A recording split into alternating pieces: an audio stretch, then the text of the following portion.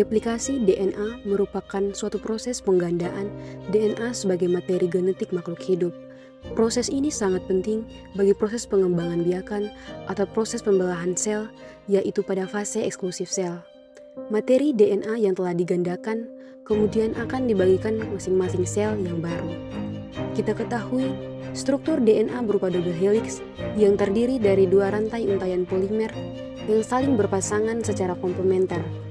Dalam berpasangan, adenin berpasangan dengan timin, sedangkan guanin berpasangan dengan sitosin.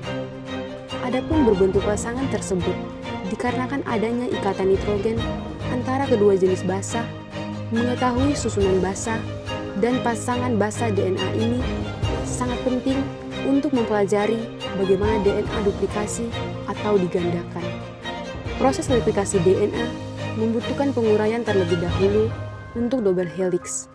Ada dua protein yang berperan dalam pemisahan rantai double helix, yaitu DNA helikase dan single strand binding protein.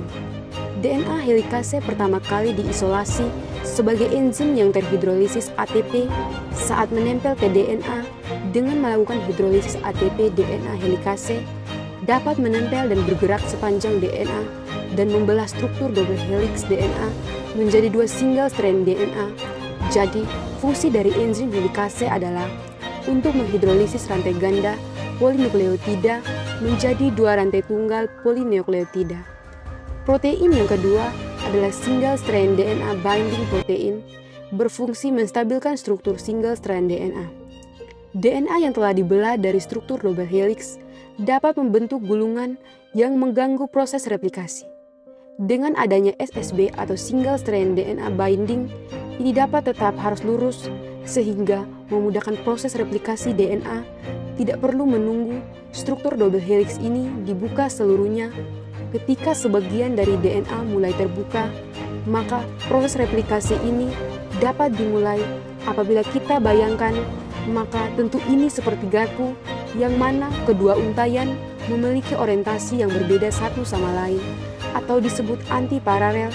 Satu untaian DNA template berorientasi jika aksen ke 5 aksen dan untaian yang lain berorientasi 5 aksen ketika aksen di garpu replikasi.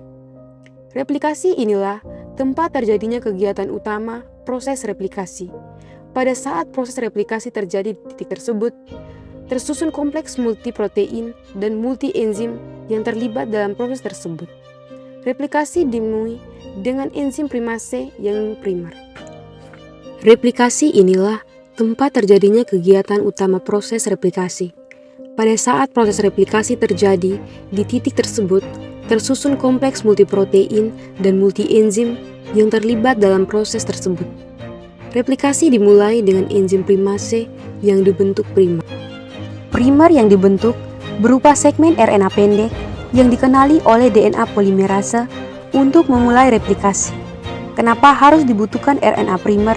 Ternyata hal ini berkaitan untuk mengurangi jumlah error atau kesalahan saat replikasi DNA. Dengan menggunakan RNA primer, tubuh otomatis menandakan tempat replikasi yang rentan error, sehingga diperlukan perlakuan khusus agar proses replikasi berlangsung seakurat mungkin. DNA polimerase berfungsi untuk merangkai rantai-rantai monokleotida membentuk DNA baru.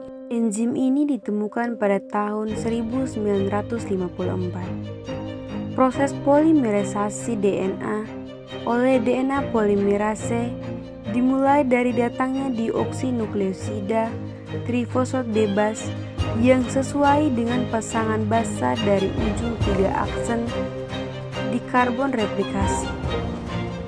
DNA dengan orientasi 3 aksen ke 5 aksen akan diproses kontinu. Saat dibuka sedikit demi sedikit, enzim polimerase akan memproses dari satu basa ke basa berikutnya dengan arah 5 aksen ketika aksen helen DNA. Dengan orientasi ini disebut leading strand.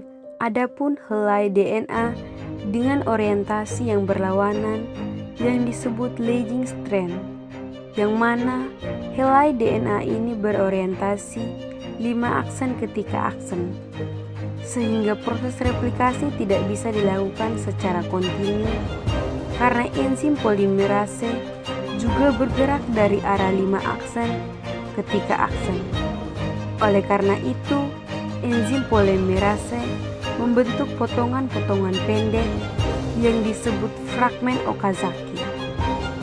Saat DNA polimerase selesai membuat suatu fragmen Okazaki, maka enzim harus kembali ke garpu replikasi untuk membuat fragmen Okazaki yang baru.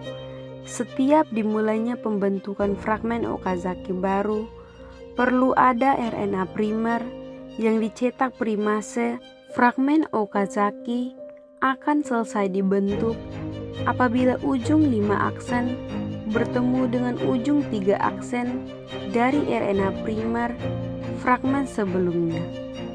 Dengan demikian, leading strand akan berdiri dari RNA primer